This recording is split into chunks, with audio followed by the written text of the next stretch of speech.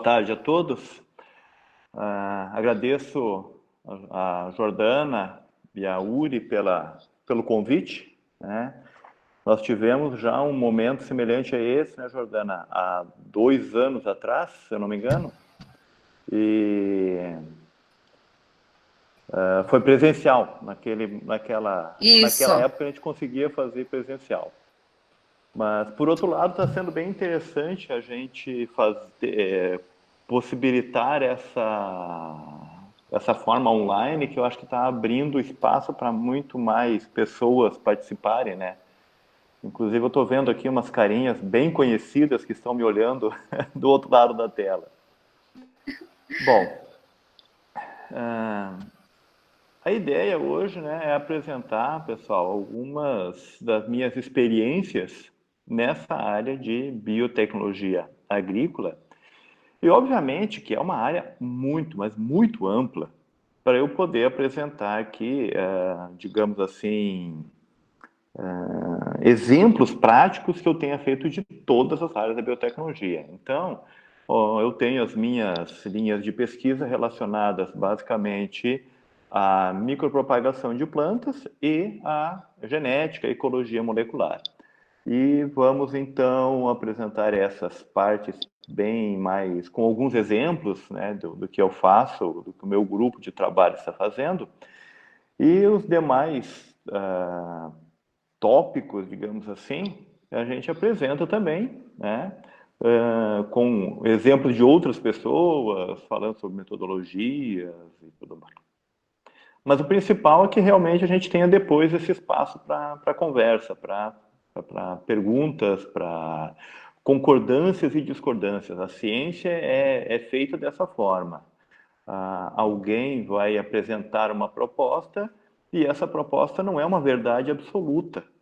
Ela só é ciência justamente porque nós temos a possibilidade de que as pessoas façam essa contra-argumentação, que tentem se comprovar aquelas ideias, aquelas técnicas, ou então que elas consigam demonstrar que essa técnica, essa metodologia, essa ideia está errada. É assim que funciona a ciência. Fora isso, é achismo, são dogmas e nós fazemos ciência. Né? O achismo e o dogma vai ficar para outro momento, para outra situação, para outras discussões.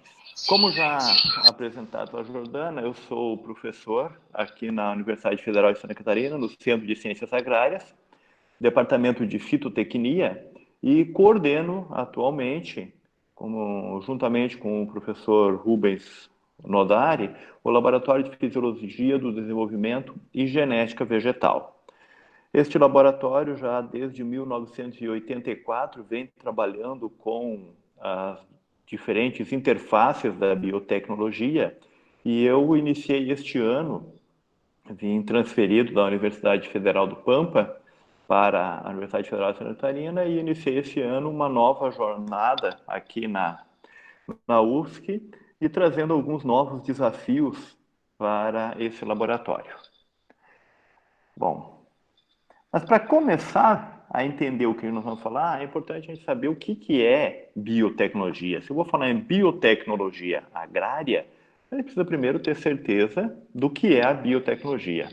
Então, um conceito mais generalizado de biotecnologia, a gente pode dizer que é a tecnologia que compreende a manipulação de micro-organismos, de plantas, animais, ou mesmo de parte desses, por exemplo, a utilização de enzimas ou a utilização de fragmentos de DNA, né? Partes de micro-organismos. E a gente utiliza com o objetivo de obter processos e produtos de interesse econômico.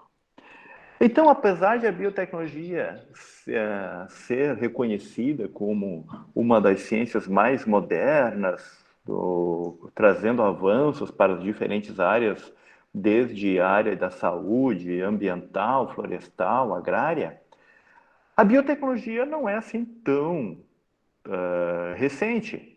Ela já iniciou há mais de 5.000 anos atrás, quando, por exemplo, os egípcios já utilizavam-se do seu conhecimento na área de fermentação para produzir alimentos fermentados. Ou seja, eles utilizavam leveduras, eles utilizavam micro-organismos, né, para produzir algo do seu interesse, para um produto de seu interesse. Né? Um dos produtos mais conhecidos, né, é o pão. Não, não é a cerveja também. Mas são alimentos produzidos a partir da fermentação. Então, utilizando-se micro-organismos que fazem todo o trabalho, né, de fermentação, produzindo um produto de interesse. Ao falar de biotecnologia agrícola, a gente não pode também pensar só na biotecnologia. E eu vou trazer mais dois conceitos que provavelmente vocês já ouviram falar, talvez não lembrem. Se não lembrem, eu espero que vocês vão então depois aprofundar, e se não ouviram falar, vão aprofundar mais ainda, né?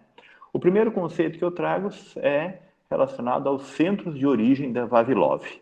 O Vavilov era um pesquisador russo que fez várias viagens, várias excursões pelo mundo, e das suas pesquisas botânicas, ele determinou alguns locais, mais precisamente 8 diferentes locais no mundo, que ele chamou de centros de origem dos alimentos. O centro de origem dos principais alimentos cultivados em todo o mundo. E como ele determinou isso? Percebendo que nestes locais que ele buscou, que aí no mapa estão aparecendo os números, olha, 1, 2, 3, 2A, 5, 6, 8B e 8A na América do Sul, ele percebeu que esses locais são onde a gente tem a maior diversidade daquele produto. Por exemplo, o arroz. Né? O arroz é cultivado em vários pontos do mundo, mas existem alguns locais onde você tem muito mais diversidade, diferentes formas desse arroz. Ele buscou, então, os locais onde estes cereais, onde esses alimentos foram inicialmente descobertos, inicialmente cultivados, e determinou então que estes são os centros de origem de todos estes alimentos. E qual a importância desses centros de origem? Por mais que a gente tenha já um padrão de alimentação, para quem já trabalha no plantio, já trabalha com agricultura, sabe que existem determinados grãos, determinadas cultivares que são plantadas mundo afora, mas a gente sempre vai ter a necessidade de buscar algumas novas cultivares, algumas novas variedades, algumas novas diversidades genéticas, porque a gente tem diversas mudanças climáticas, a gente tem novas doenças surgindo, nós temos a necessidade de melhorar os produtos de forma a ter uma maior concentração de nutrientes. A gente tem várias necessidades que são trabalhadas dentro desse aspecto do melhoramento genético. E onde que a gente vai conseguir essa variedade genética, essa diversidade genética, essas novas formas? São nos centros de origem desses produtos. Então, o Vavilov foi um pioneiro nesses estudos e demonstrou, então, que existem determinadas regiões que vocês observando estão bastante focadas na Ásia, no Mediterrâneo, na América do Sul, tem um ponto na África, e que esses pontos são que têm grande diversidade e são de extrema importância para a agricultura, para os alimentos. Essa foto é do escritório do Vavilov e apresenta a diversidade de milhos. E, na verdade, isso é somente uma pequena parte da diversidade de milhos que existe. Né? Os milhos crioulos, como a gente chama, tem muito mais diversidade do que isso que é apresentado aí. Mas ele fez essa busca e por mais que hoje nós basicamente cultivemos o milho amarelo tradicional, né, tradicionalmente cultivado, existe toda essa diversidade de milhos com diferentes padrões de cores, com diferentes padrões de nutrientes que são extremamente importantes.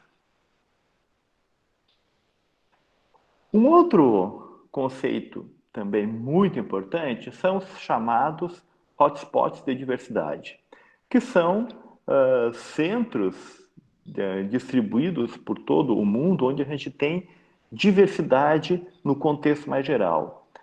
Esses hotspots de diversidade, as primeiras descrições dessas áreas foram feitas no início dos anos 2000, e aí eles vão sendo ampliados e discutidos, mas eles buscam não só a diversidade das plantas já cultivadas, mas a diversidade como um todo, certo? E por que essa importância?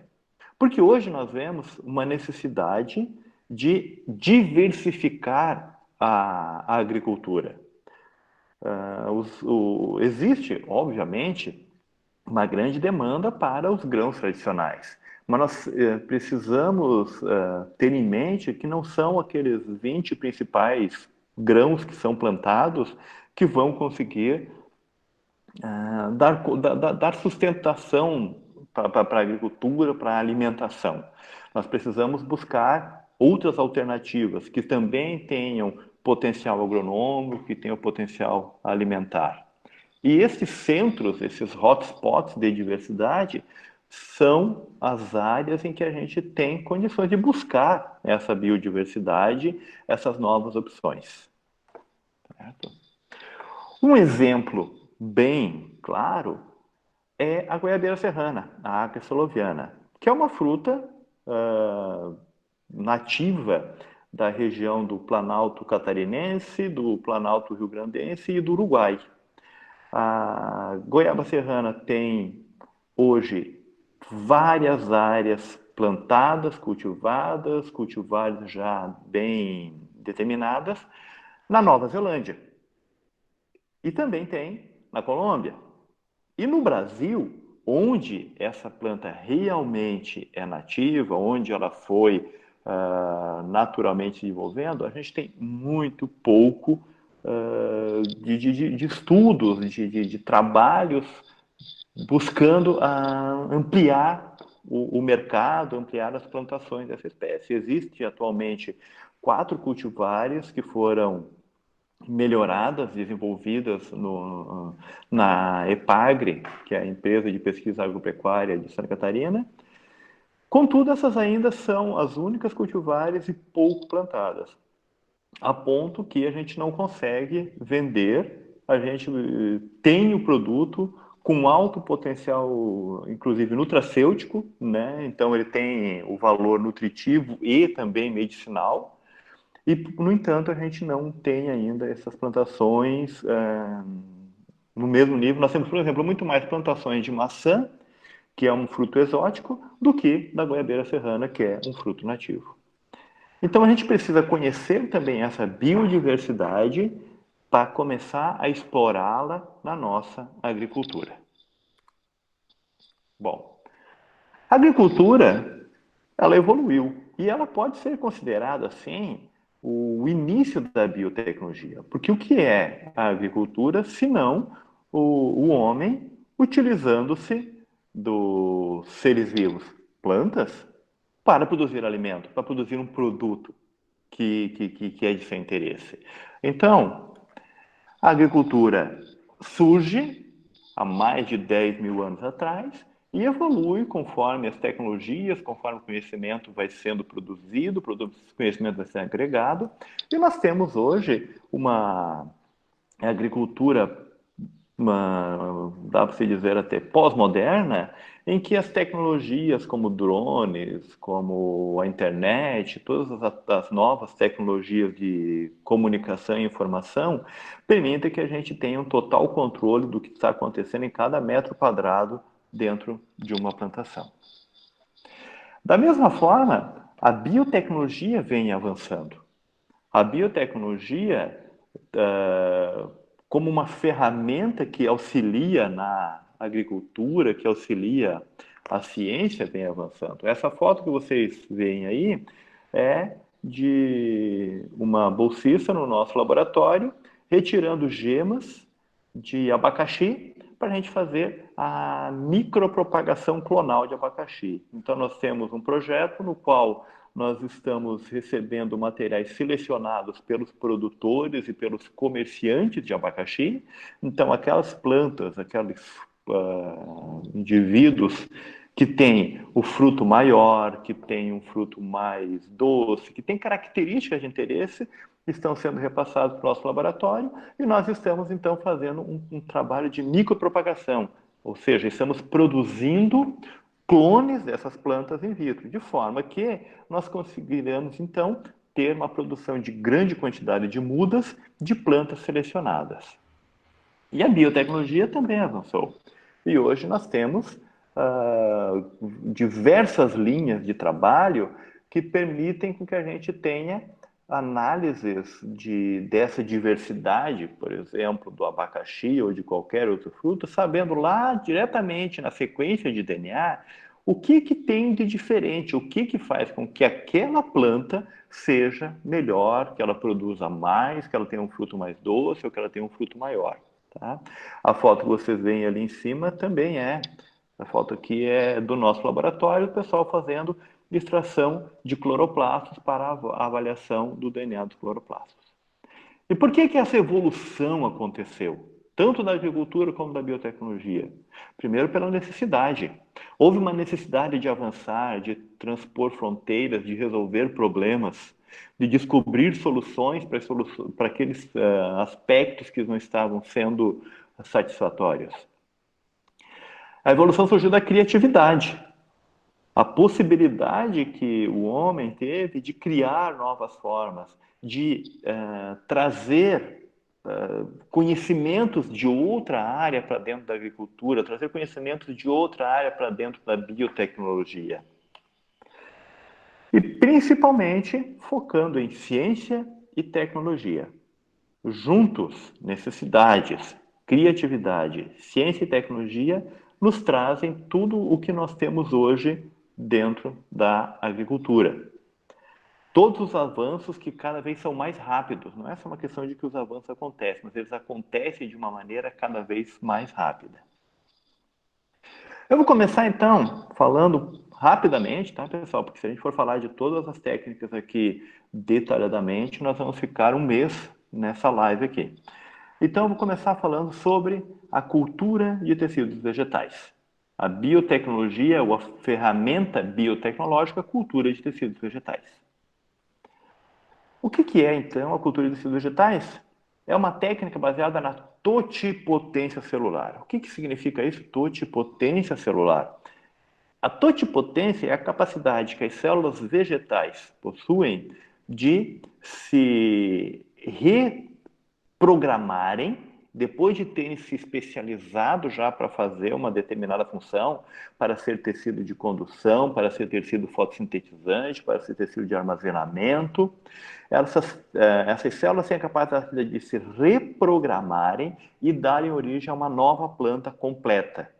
Elas têm a capacidade de se reprogramar o seu funcionamento, o seu desenvolvimento e dar origem a todos os tecidos novamente. Então, eu posso pegar um tecido de condução e fazer com que ele, em laboratório, eu consigo fazer com que ele passe a ter funções de absorção, função fotossintética, criando novos tecidos, ou seja, dando origem a uma planta completa. Então, a cultura de tecidos vegetais consiste em escolher uma pequena parte da planta, que a gente chama de explante, desinfetar essa pequena parte, fazer a limpeza dela e cultivar in vitro. Colocar ela num frasquinho dentro do laboratório, em condições controladas de temperatura e de luminosidade, colocar em um meio de cultura no que a gente monta com os componentes que a gente precisa que a planta tenha lá, certo? E a partir dessas condições, se tem temperatura mais alta ou mais baixa, maior ou menor período de luminosidade, quais os compostos que a gente coloca lá dentro do meio de cultura, a gente direciona a rota morfogenética, ou seja, o que esse pedacinho de planta O que que esses plantes, o que que essa partezinha da planta vai originar? Ela vai formar uma planta completa, ela vai formar a parte aérea, folhas, brotos, vai formar raiz, vai formar um embrião e dar origem a uma nova planta a partir de embriões? Então a gente consegue, a partir desta condição controlada dentro do laboratório, direcionar toda essa rota morfogenética. Tá?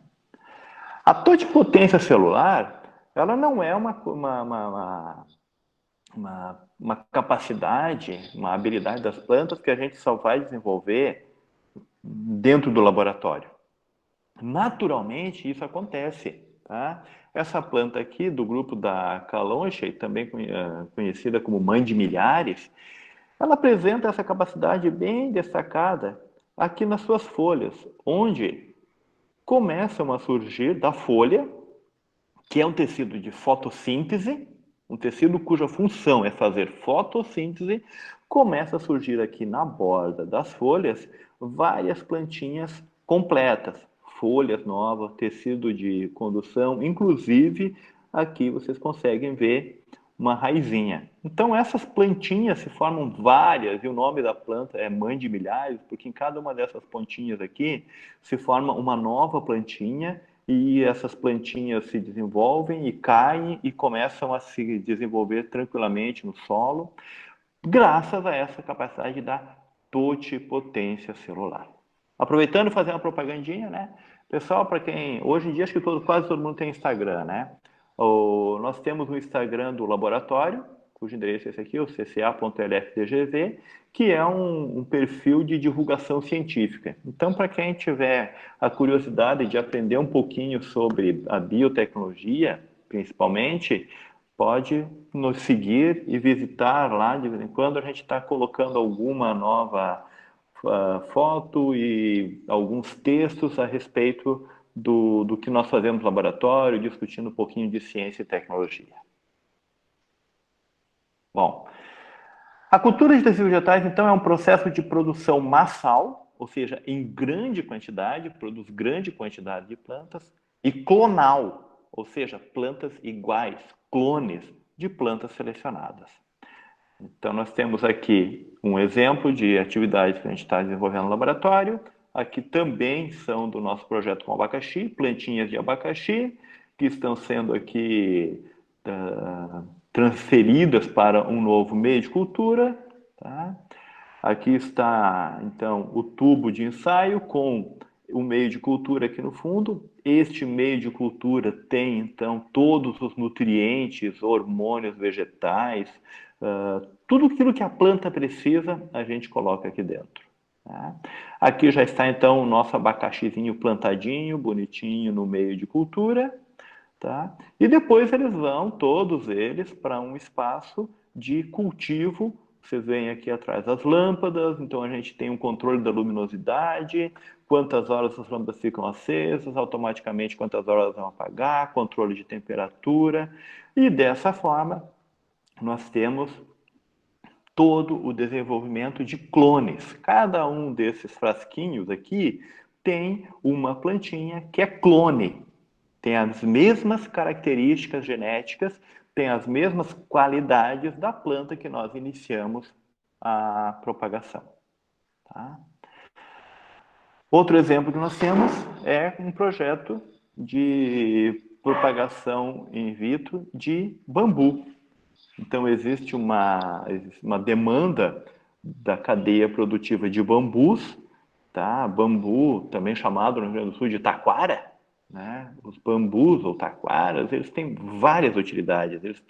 Existem bambus que são alimentícios, existem bambus para construção civil, para produção de móveis, existe uma grande diversidade de aplicações para o bambu.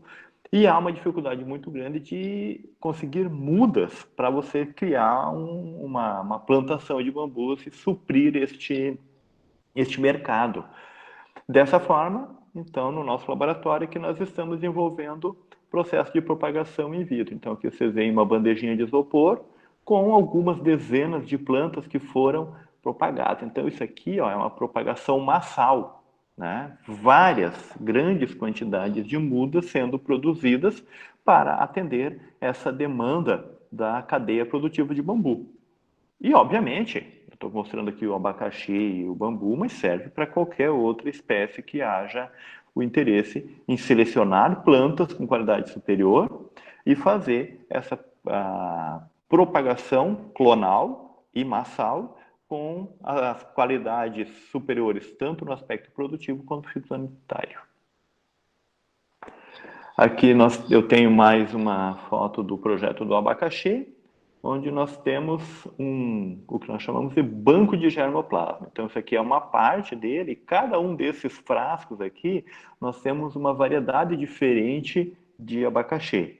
Então, nós temos mais de 20 diferentes variedades que foram coletadas e micropropagadas, vieram de diferentes locais. Então, nós temos capacidade aqui de produzir mudas e para diferentes regiões do estado e até mesmo do Brasil.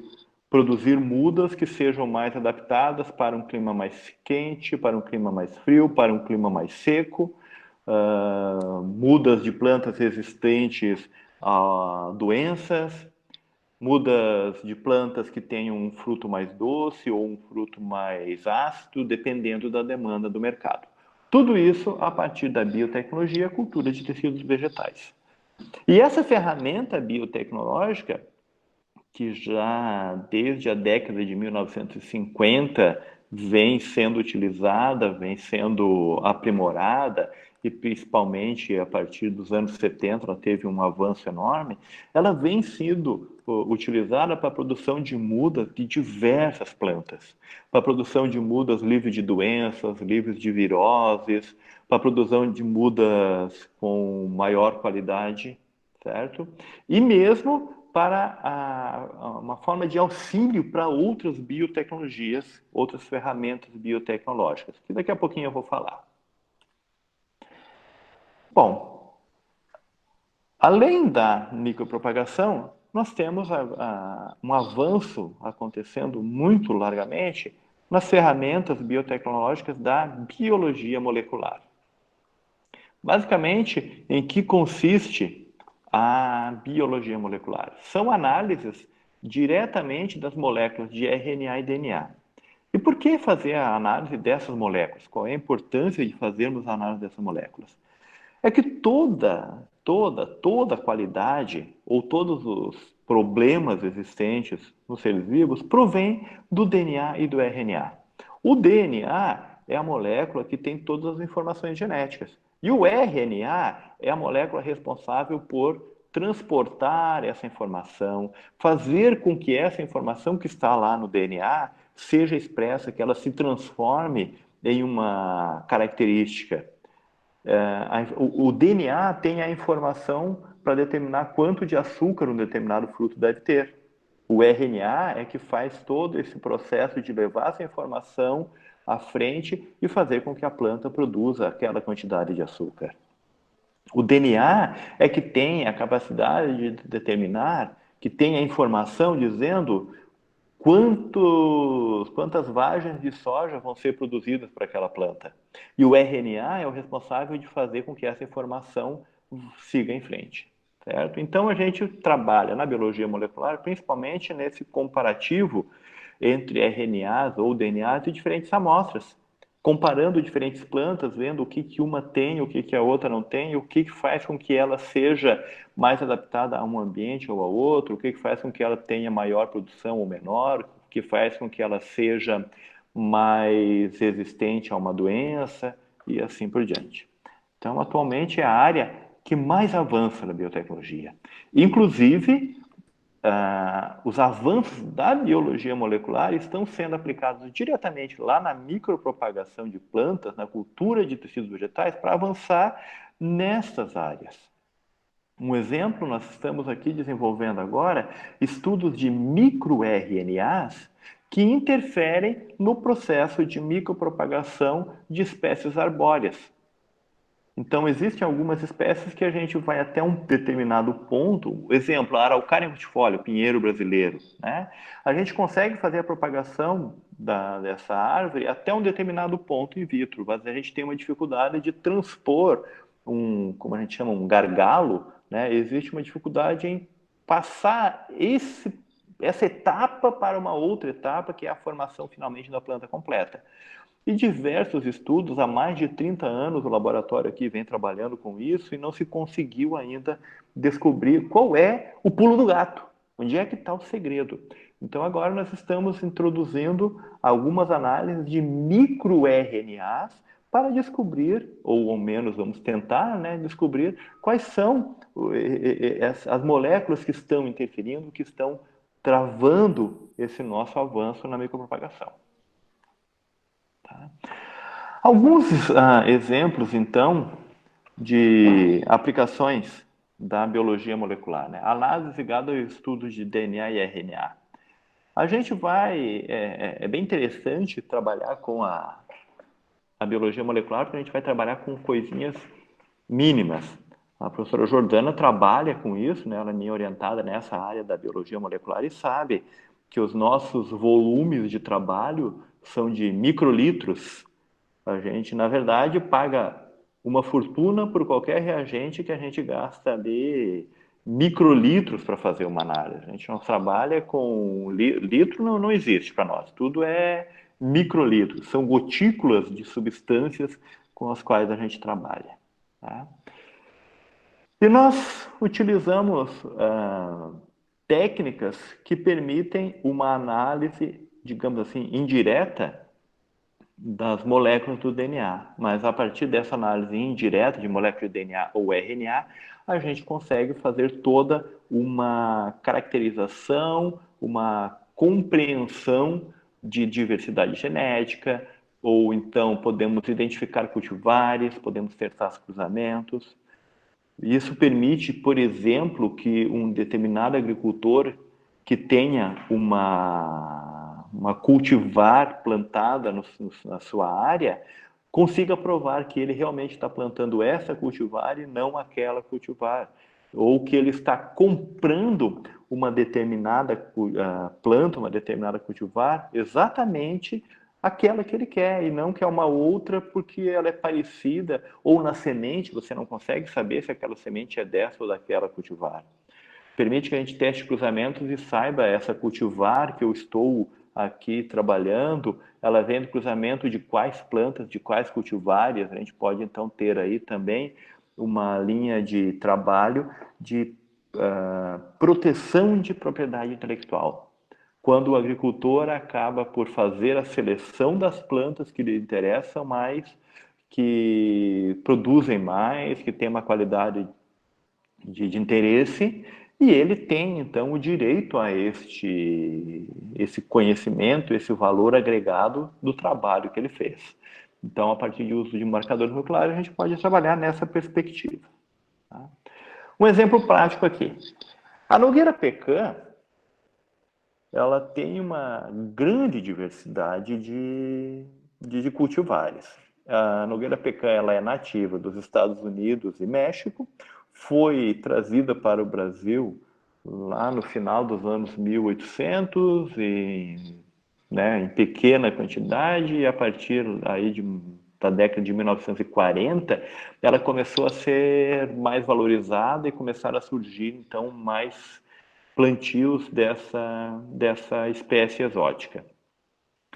Então existem algumas que são bem clássicas, cultivares já comerciais, conhecidas, registradas. Eu coloquei aqui somente 3 exemplos, a Imperial, a Barton, a importada, e que foram trazidas dos Estados Unidos, cultivares que já foram selecionadas, melhoradas lá, foram trazidas e plantadas. Porém, essas plantas têm cruzamento aberto, então uma cultivar acaba por fazer a polinização de uma outra e cria um híbrido, um híbrido intervarietal, né? Cria-se uma nova combinação dessas variedades.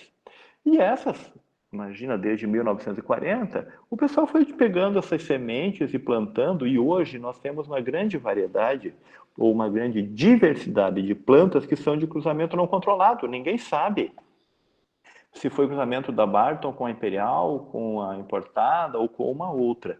E a figura aqui mostra claramente que nós temos uma grande diversidade, desde nozes bem pequenininhas até nozes enormes, outras que não são simétricas, tá? E no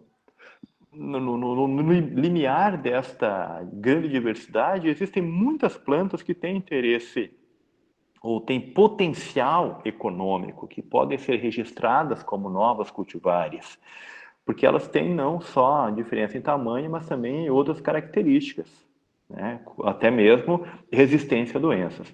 Então, nós desenvolvemos um estudo, enquanto eu ainda estava na Universidade Federal do Pampa, na qual nós utilizamos marcadores moleculares, ou seja, nós avaliamos sequências, fragmentos, pedaços de DNA de diferentes acessos. Então, nós coletamos 60 plantas diferentes que tinham algumas características que as diferenciavam e fizemos essas análises. Na verdade, nós fizemos 3 análises. Fizemos a análise morfológica dos frutos, tamanho, grossura da casca, massa da noz, da casca, várias análises. Fizemos uma análise das características químicas, tá? Proteínas, tá nessa figura aqui, ó, proteína, a massa seca e os extratos etéreos, e também uma análise genética dessas plantas. E dessa forma, nesse estudo aqui, que foi publicado no início deste ano, nós conseguimos mostrar que existe uma grande diversidade genética. Então, aqui nós temos plantas com uma característica genética, aqui nós temos plantas com uma outra característica genética, aqui já tem outras com uma característica diferente. Que existe uma diversidade morfológica que não é tão grande quanto a diversidade genética. Então, você veja que na genética aqui está tudo espalhado, ó, tem plantinhas, né, os pontinhos, os números azuis aqui, cada um é uma planta, estão espalhados em vários pontos. Aqui, para características morfológicas, está tudo mais agrupado. E para a característica química, está ainda mais agrupado. Mas o que isso traz de informação importante?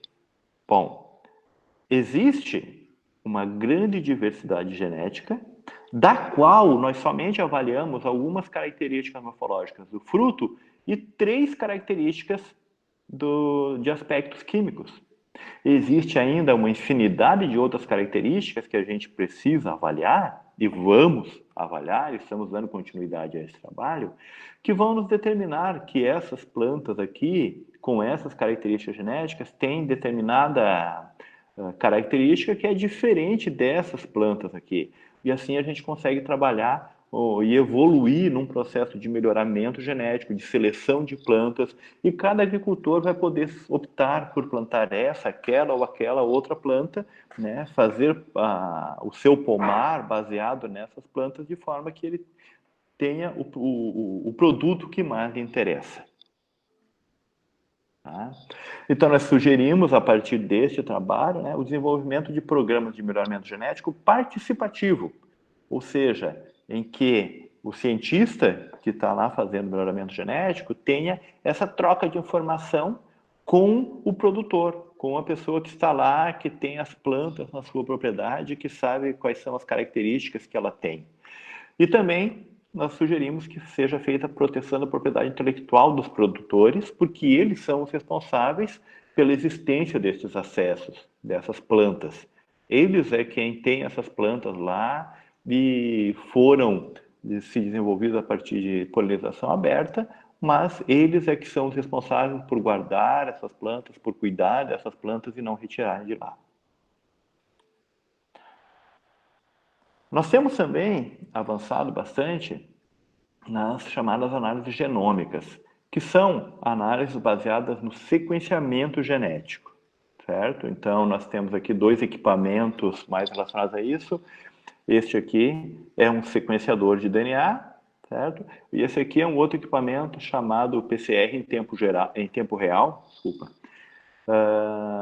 que permite que a gente faça algumas análises bem mais avançadas, tá? Principalmente a partir do sequenciamento do DNA, em que nós temos exatamente a informação a respeito de qual é a base, qual é a base genética, quais são as sequências de bases que determinam aquela característica. Exemplos desses avanços? Bom, no ano de 2007, eu desenvolvi um trabalho, durante o meu estudo de doutorado, com araucária angustifolia, pinheiro brasileiro, utilizando marcadores moleculares do tipo microsatélite ou SSR. Então, com esse trabalho aí, eu observei que existia uma tendência de agrupar as populações de araucária no Brasil em três grandes grupos. Um grupo, que aqui está chamado de CJ, que é mais a região de São Paulo. Um outro grupo aqui, que é esse RGFV, que é a região ali do Paraná. E um terceiro grupo, esses aqui, que envolve Santa Catarina e Rio Grande do Sul. Então, existe assim uma tendência, né? Parecia que realmente nós tínhamos três grupos bem diferenciados geneticamente. Um grupo mais ao norte, um grupo central e um grupo mais ao sul. Para o ano, então, de 2019, nós apresentamos um trabalho mais completo que deu continuidade àquele estudo. Então, neste trabalho de 2019, nós trabalhamos com análise genômica, com o sequenciamento de fragmentos de três regiões do genoma do cloroplasto da araucária. E com este estudo, a gente conseguiu mostrar claramente que nós temos três grupos genéticos bem claros para essa espécie. Então nós temos aqui esses vermelhos aqui representam todas as populações, as plantas e populações do norte. Então essas aqui que todas foram coletadas em São Paulo e Minas Gerais. Nós temos uma população central, que representada em verde aqui, que está envolvendo todas essas que no mapa estão em azul, que são essas da região do Paraná, e essas aqui de baixo, as do sul, que são as representadas em amarelo aqui, que realmente pega todas as populações aqui de Santa Catarina, tem uma ali do Paraná, população aqui da Argentina, de Misiones e do Rio Grande do Sul, certo? Então, a gente confirma aqui que existem realmente três grupos genéticos distintos, certo? E também conseguimos demonstrar aqui a existência de diferentes refúgios glaciais que deram origem a esses grupos. O que são refúgios glaciais? São regiões que durante o período lá, há 40, mais de 40 mil anos atrás, quando a gente teve a última glaciação, quando as plantas tiveram uma dificuldade muito grande, principalmente espécies arbóreas, não tinham onde sobreviver porque estava muito frio e muito seco, principalmente muito seco. Tá? Quem assistiu o filminho A Era do Gelo sabe do que eu estou falando. Aqui no hemisfério sul a gente não teve aquelas camadas de gelo que aparecem no filme, mas nós tivemos um clima muito seco. Então, em algumas regiões onde era mais úmido, onde tinha condições para que essas plantas sobreviverem, ficaram ali conhecidos como refúgios glaciais. E aí a gente mostra que existiram ao menos três diferentes locais de onde essas plantas surgiram. E por isso que a gente tem três grupos genéticos diferentes, porque eles vieram de três refúgios glaciais diferentes. E qual é a importância disso? Além de a gente entender a história evolutiva, nós temos aqui a proposta de usar a distribuição geográfica como critério para determinar as áreas de conservação e de coleta de sementes. Então, não é indicado eu coletar sementes aqui de São Paulo para fazer plantações aqui em Santa Catarina. Porque geneticamente eu tenho aqui plantas que estão já adaptadas a esse clima, a essas condições. Enquanto aqui eu tenho clima e condições diferentes. E a mesma coisa acontece para a região do Paraná e assim sucessivamente. A análise genômica também tem sido utilizada pelo nosso grupo para avaliar a história evolutiva e relações filogenéticas. Então, nós temos trabalhos de sequenciamento do genoma completo do cloroplasto. Aqui eu trago para vocês o exemplo da Campomanésia xantocarpa, uma espécie de mirtácea nativa do sul do Brasil, né? a Aca siloviana, também uma mirtácea nativa aqui do sul, e a Callinoinensis, que essa é exótica, é a Nogueira pecan. Então nós fizemos aqui o estudo de sequenciamento do genoma total. Então nós sabemos cada uma das basezinhas que compõem esse genoma do cloroplasto. E aí, pegando somente um trabalho, que é o da Nogueira pecan, a gente demonstrou, por exemplo, qual é a relação entre as espécies do grupo da pecan, do gênero Cária, com outras espécies de nogueira, da mesma família, da família Uglandaceae. E qual é a importância disso? Bom, é entender como elas se relacionam, o que essas aqui têm de características diversas, tanto do aspecto evolutivo como do aspecto econômico, se for de nosso interesse, e que podem ser correlacionadas com essas aqui. Tá? Este gráfico aqui mostra as regiões que foram identificadas nas quais existe o que a gente chama hotspots de diversidade, e aí não é aquele hotspot de diversidade que eu falei antes de biodiversidade, mas sim hotspots são as regiões onde acontecem as maiores quantidades de mutações. As regiões onde tem mais mutações acontecendo, o que fazem com que as espécies sejam diferentes.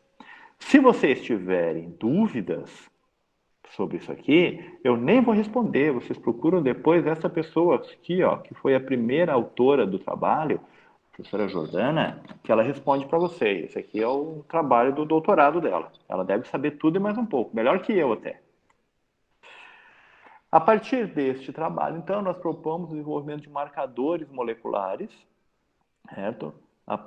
Marcadores baseados nessa sequência de DNA do cloroplasto, que vão permitir que a gente faça, por exemplo, o estudo de diferença entre as cultivares, que as pessoas possam ter certeza, quando estão comprando uma determinada muda de Nogueira pecan, que elas façam uma análise rápida em laboratório e saibam que realmente o que elas estão comprando é essa Nogueira.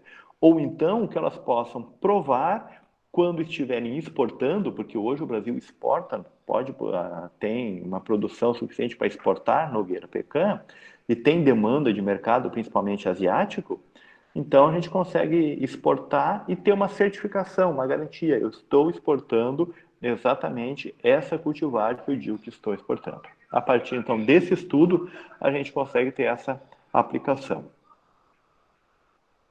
Tá? Bom, passando para uma outra técnica da biologia molecular, vou falar um pouquinho sobre transformação genética de plantas. É a técnica que possibilita a expressão de novos genes ou silenciamento gênico a partir da introdução de sequências de DNA no genoma de uma planta. Ou seja, as conhecidíssimas plantas transgênicas. Certo? Então, essa biotecnologia, a translação genética de plantas, permite a introdução de uma nova sequência de DNA, de um novo gene, ou então uma sequência que vai fazer que um gene existente naquela planta pare de funcionar, que ele deixe de expressar, ou seja, que ele seja silenciado. Então, geralmente esses genes, nem sempre, né, mas muitas vezes eles são identificados em outras espécies. Tá? Um exemplo é o milho BT, bem conhecido, que é resistente a uma lagarta, né? E ele tem o diferencial dele é que ele tem um gene que foi descoberto em uma bactéria chamada Bacillus thuringiensis. Essa bactéria, então, ela produz uma substância que mata as lagartas. Essa bactéria, o Bacillus thuringiensis, ele produz uma substância inseticida. Então, foi identificado qual era o gene dessa bactéria, Bacillus thuringiensis, que fazia essa função, que produz essa substância. E esse gene foi introduzido no milho. Então, o milho BT vem de Bacillus thuringiensis. Tá? É este aqui, ó. É esse aqui o bacilo, tá? Bacilo é esse formato de bactéria, parece Cheetos, aquele salgadinho, tá? E isto aqui é a substância, são cristais que são produzidos por essa bactéria. O Bacillus thuringiensis produz esses cristais.